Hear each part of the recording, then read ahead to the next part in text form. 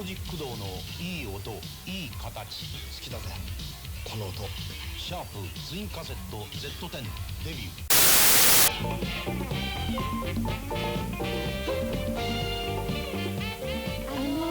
拝見できます？ Or this Panasonic double cassette tape player with AM/FM stereo. It goes where you go.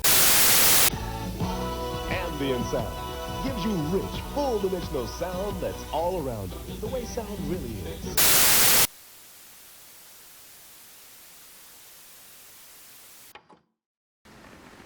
Man, wouldn't it be cool to have one of those? I mean, it wouldn't be useful at all, considering that most of the technology we have today completely outdates it. But it would be pretty cool. But where would I find one? Quint proceeded to look up the prices of boomboxes, only to realize they were very expensive. Well, looks like that's not gonna work.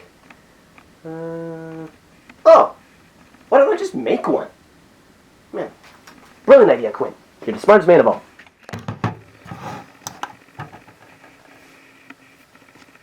And here we are again.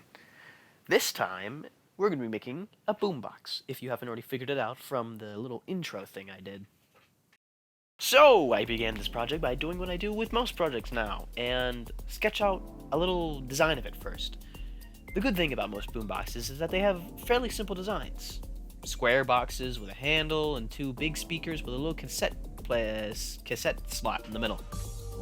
And once that was done, I was finally able to move on to making the actual boombox. And so, as usual, I ransacked the local post office for cardboard and then got my materials.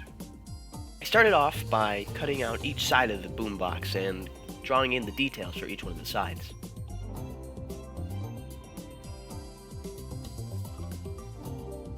I used a roll of tape to make the circular shape that I need for the speakers. I also drew in where the wheel to adjust the volume was going to go, so I knew where it was going to be later. And so I began cutting out each and every single one of the pieces to get ready to assemble the boombox.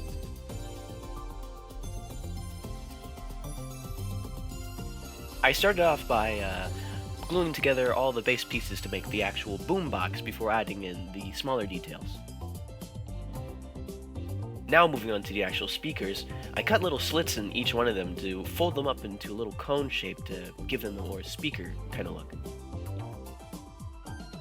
Once that was done, I added a little piece of cardboard in the middle and made sure they actually fit in the speaker holes that I made. I also made the wheel for the volume, which is basically just a circle with a little peg on the end to stop it from going too far.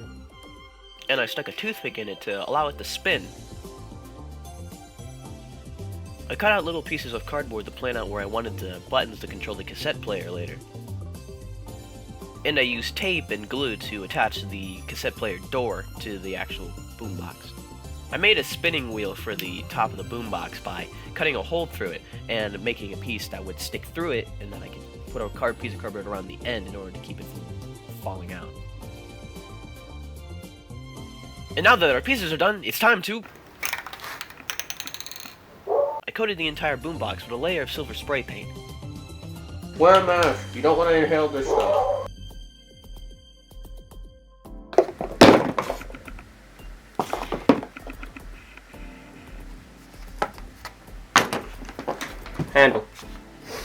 Handlebar. I then painted and glued on each one of the buttons on the boombox. I also glued in the knob for the volume. And drew on the important details like, my logo. And drew a black bar on the top part for the radio thing. I don't know what it really is. Oh, and enjoy this quick satisfaction.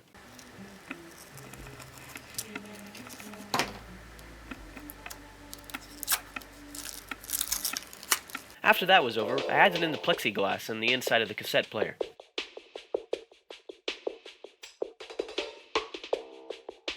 I also added in detail on the little radio thing that I still have no clue what does.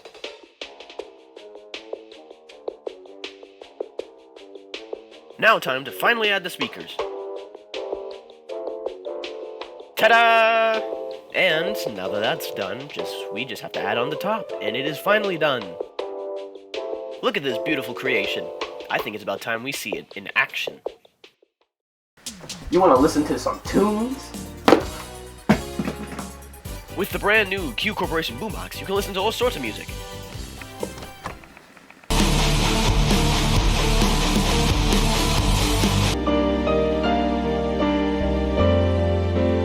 As long as you have the correct cassette tape. Huh? Okay.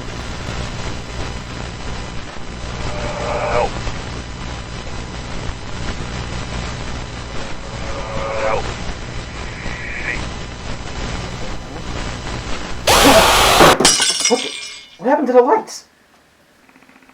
Come on, come on.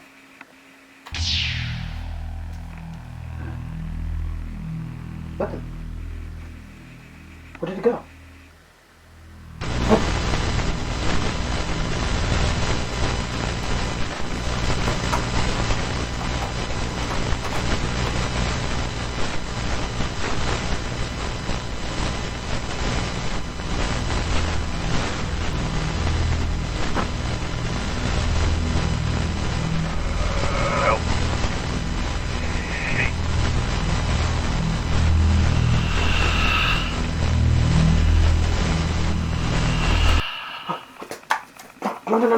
No. Come on. Stupid piece.